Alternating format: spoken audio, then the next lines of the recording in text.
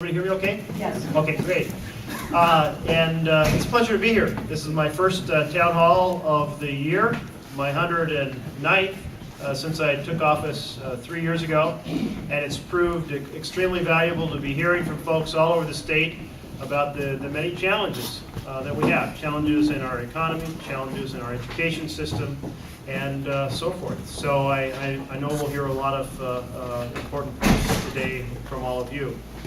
I thought I'd share with you a couple of the things that are going on in Washington, D.C. right now. And then we'll just open it up to a forum. We're going to pull tickets, a presidential election year.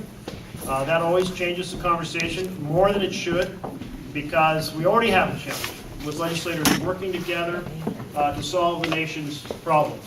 And it seemed like the presidential election year that should be this year permeated last year as well.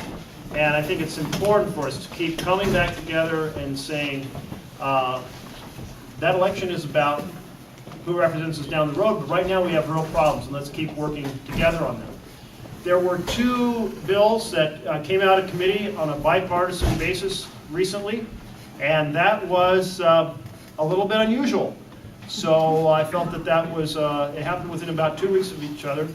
One was a surface transportation bill, or the highway bill. You might have recalled that the House very similar concerns in rural areas and urban areas, in the north and south, east and west.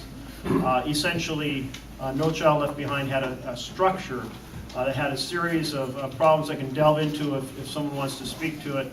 But there was a coming together about making a federal framework that would be a lot more supportive to schools and helpful for teachers to help their students succeed, as to something instead of a structure that essentially was set up in a fashion that knocked schools down and made it harder for them.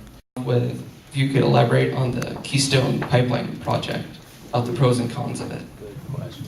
Yeah. Are folks familiar with this issue? This is an issue of basically tar sands in Canada. And Canada is seeking a way to get the oil that can be taken out of those tar sands into the international market. And they proposed building a pipeline that goes across America to the Gulf Coast and from north to south. The concerns about it, and I don't know if you want to share your perspectives. Okay. The concerns about it are that essentially this is some of the most polluting source of oil you can have. It takes so much energy and produces so much carbon dioxide to extract the oil. Smith, and Mr. Smith goes to Washington. He stops a vote by speaking on the floor until he collapses. And it's a belief of most Americans that that's exactly how it works. You keep talking in order to stop a vote. In fact, the responsibility is not on those who oppose a vote. The responsibility of action is on those who support a vote. The responsibility is those who support a vote have to get 60 folks to say, yes, we want a final vote. Which means those who are blocking it don't have to do anything. They don't have to speak. They can object to a simple majority vote and go off to dinner or go off on vacation, and you can't get that final vote until you have 60 who say, yes, we want it. I read online that in the next 2 weeks, they will vote on whether to restrict the internet or not. If you could talk about what's going on about that.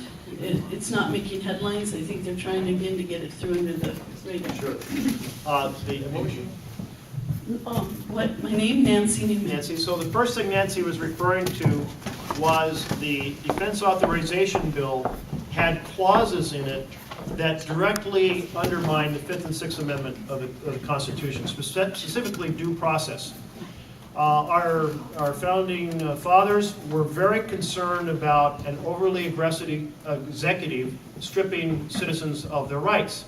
So they basically said, listen, you're guaranteed as an American citizen a public trial, a speedy trial, the ability to confront those who bear evidence against you, and habeas corpus, that the government has to show a reason for detaining you.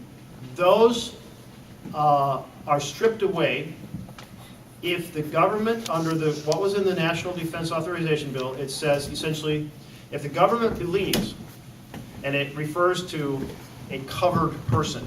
Well, a covered person was legislative talk for meaning an enemy combatant. If the government believes you're an enemy combatant, they can strip you of all those rights, which to me fundamentally inverts the whole purpose of having the amendments in the first place, which was you couldn't be stripped of those rights. You'd always have a chance to make your case and do so before your peers, in public, in a reasonable length of time.